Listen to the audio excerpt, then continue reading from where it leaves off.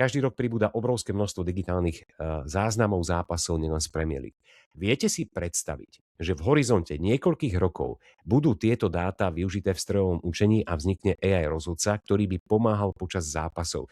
Vďaka tomu by sa všetky budúce situácie posudzovali na základe starších prípadov, čo by mohlo priniesť väčšiu konzistentnosť rozhodovania.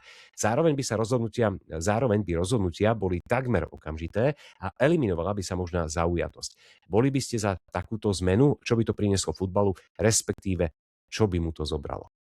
Určite nie. Prepáč, Žulo, nechcel som ti skočiť do reči. Vyzval som ťa, takže skrátke určite nie. Chceš to aj rozviesť? Pozrieť sa, ak som sa ja tešil na VAR, ako to dopadlo, hej, takže nie. Ani akože, čo tam mám rozvádzať, hej, akože viem si to predstaviť, verím, že tá AI bude behom pár rokov ešte lepšia, a ešte vymakanejšia, ale akože popravde až ma z toho trochu straší, takže verím, že k rozhodovaniu sa to nedostane. Aj keď na druhej strane poznáš ma, že rád upozorním na to, že keď nejaké 3 veci vyzerajú ako žltka a potom je z toho redka, som veľmi spokojný a šťastný, hej, čiže to by bolo, možno tu by som bol trošku možno uspokojený, ale vieš, popravde radšej nech si nadám na to rozhodcu, ako by to mali radiť AI, takže radšej ostanem pri tomto modele. Čakal som ešte jeden argument, že potom by sme museli zrušiť 50-50, tak si ma teraz klamal. No. Bojím sa, že by to Matúš bolo ešte viacej do 50-50 by toho bolo, takže bojím sa skorej opaku, takže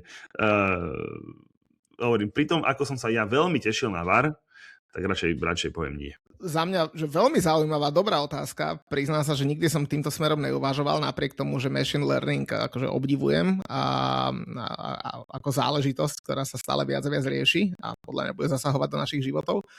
A mohlo by to byť podľa mňa práve že zaujímavé, si myslím. Samozrejme, neviem si to úplne predstaviť v praxi, keďže vo futbale je strašne veľa tých zákrokov, ktoré sa posudzujú individuálne, to znamená v danom momente, v danom čase. Ale možno aj to bude AI vedieť vyhodnotiť.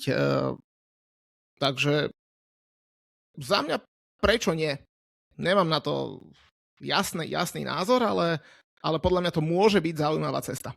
Ja som na Muťovej strane, ale takisto som veľmi skeptický ohľadom využívania a implementácie. Hej? Za akých okolností by sa ten, nazvime to nejaký AI asistent, využíval, či by to bol iba taký pomocník alebo niečo, či by spätne napríklad sa dalo to rozhodnutie revidovať alebo niečo podobné. A to sú už také zásahy oveľa výraznejšie, si trúfam povedať, ako VAR, lebo toto už by zasahovalo priamo do konkrétnych krokov rozhodcu, nie iba do špecifických oblastí, na ktoré je určený VAR.